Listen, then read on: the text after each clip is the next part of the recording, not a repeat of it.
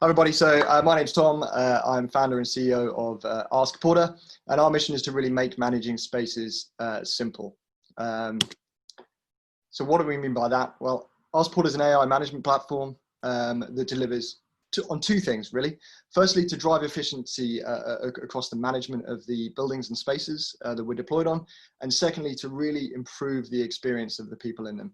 Fundamentally, we're coming at this from neither a tenant experience or an operations standpoint. We believe that the two are very, very entwined. So in order for your experience in a building to be positive and to be good, we need to really sort out the operational side of it as well. So if we look at the industry, I'm sure everyone's aware of these problems, so I'm not going to dive into them too much. Inefficient, disjointed processes, single point solution apps, and kind of CRMs that don't necessarily talk to each other, ERP systems that don't do that either. We're also looking at, because these are kind of legacy software systems, sometimes they look like, to be honest, Windows 95.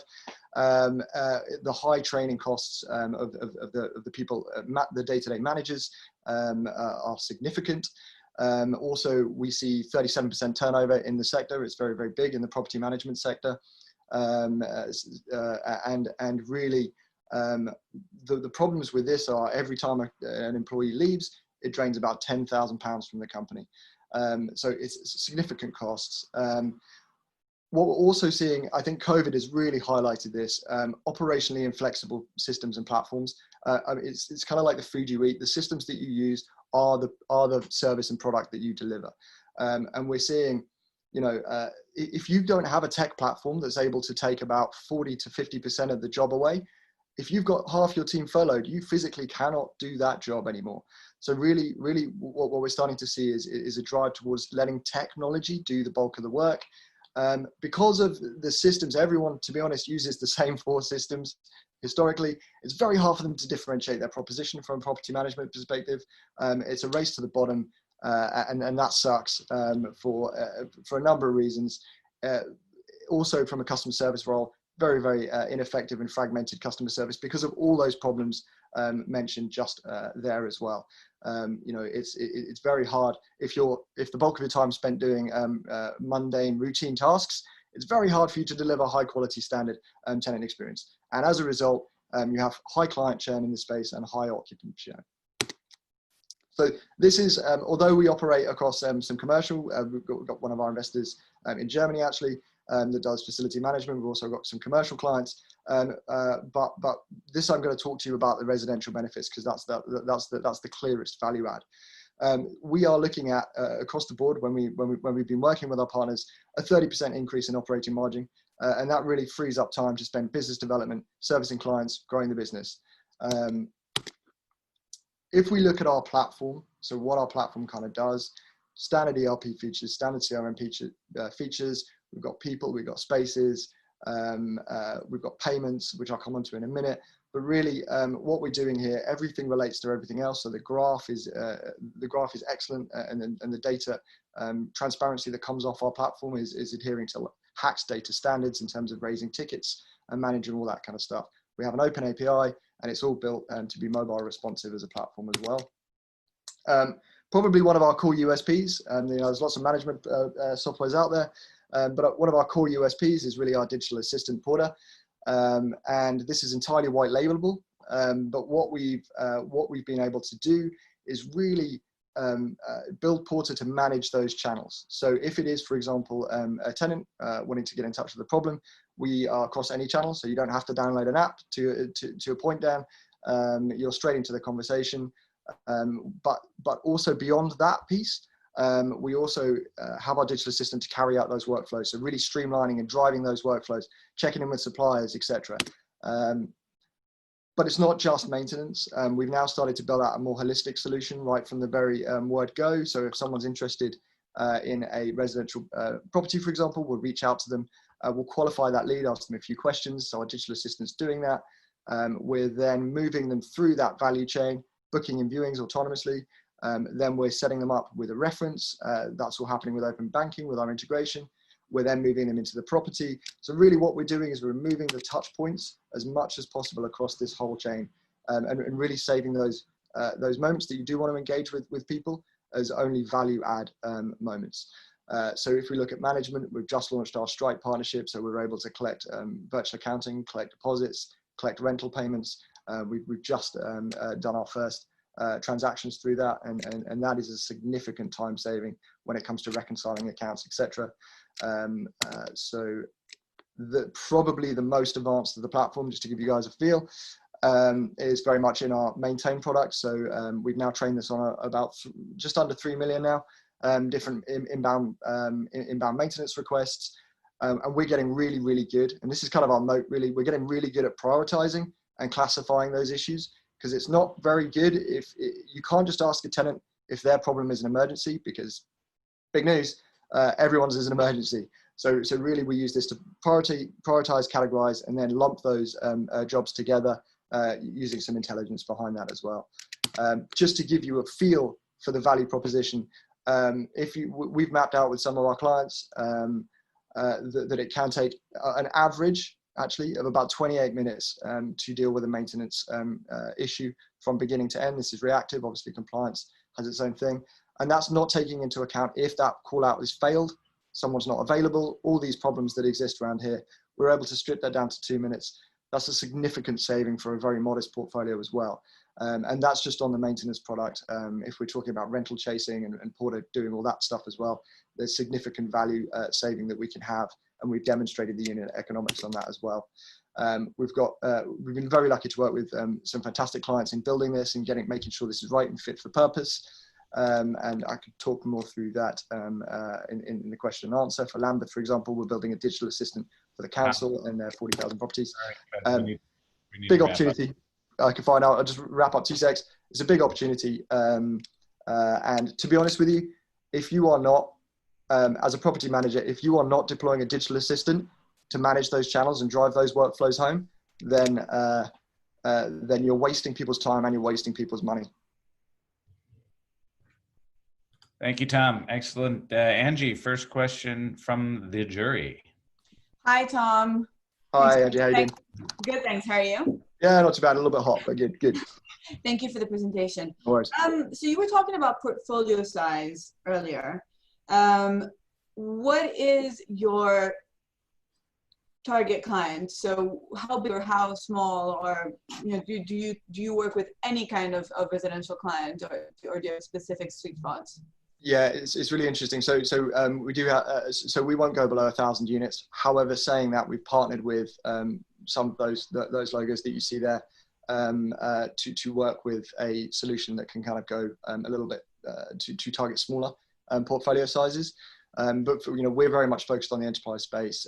We don't really want to get into the world of cost per acquisitions in terms of individual kind of landlords that operate or own or operate 5 or 10 units. So yeah.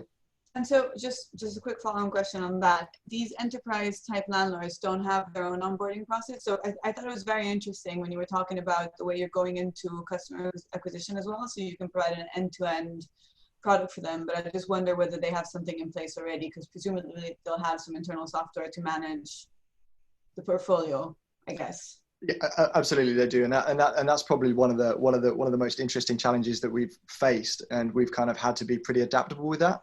So we've modularized, I guess that's the right word, our product lines. So we've got maintain, for example. You can try maintain, you can give it a go, see if it works for you, with very minimal kind of integrations required. As I said, we are just a number. So if you want to just start receiving inbounds, double the numbers that you currently have.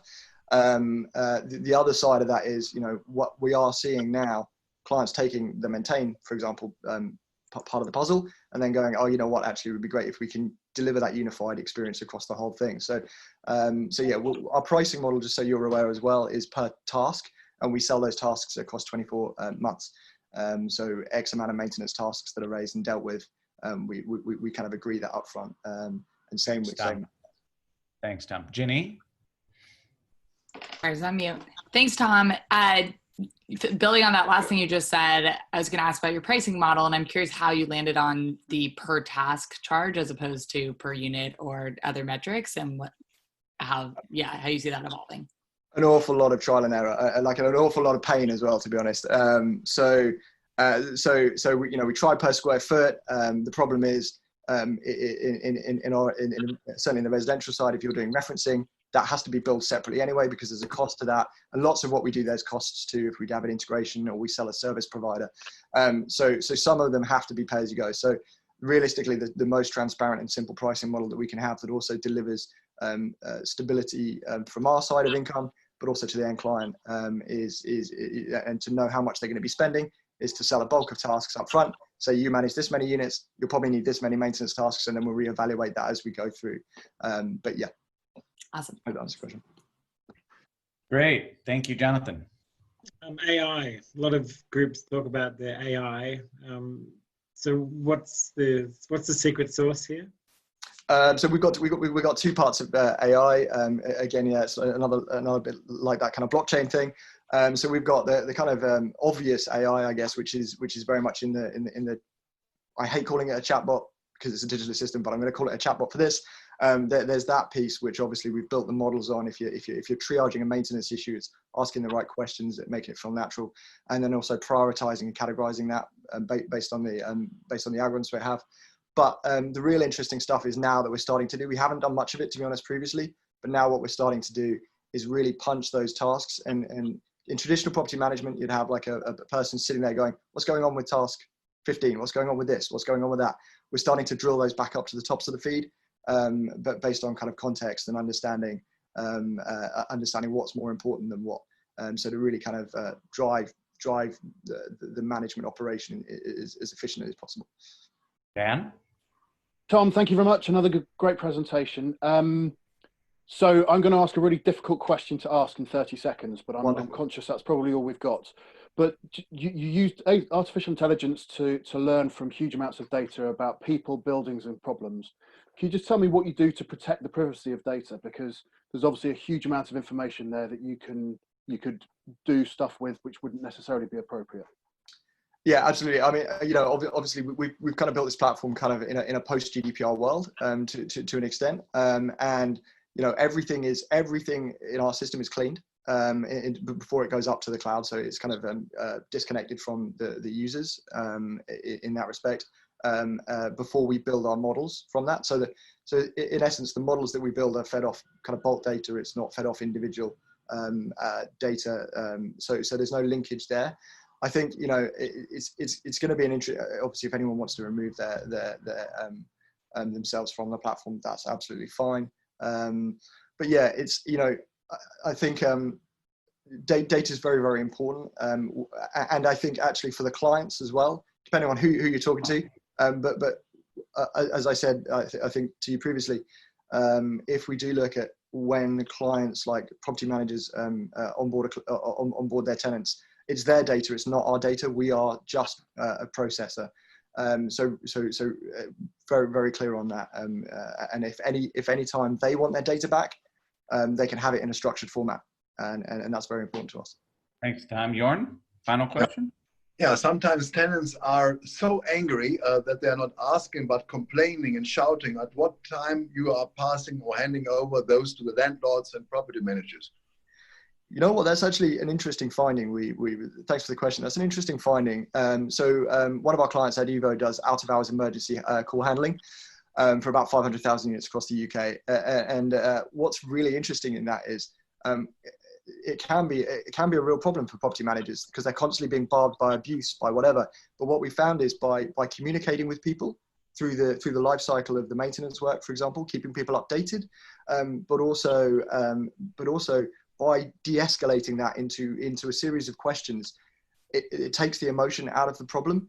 And actually that was the biggest improvement we've seen. Actually, property managers going, "Holy crap, I don't get shouted at down the phone anymore. This is great."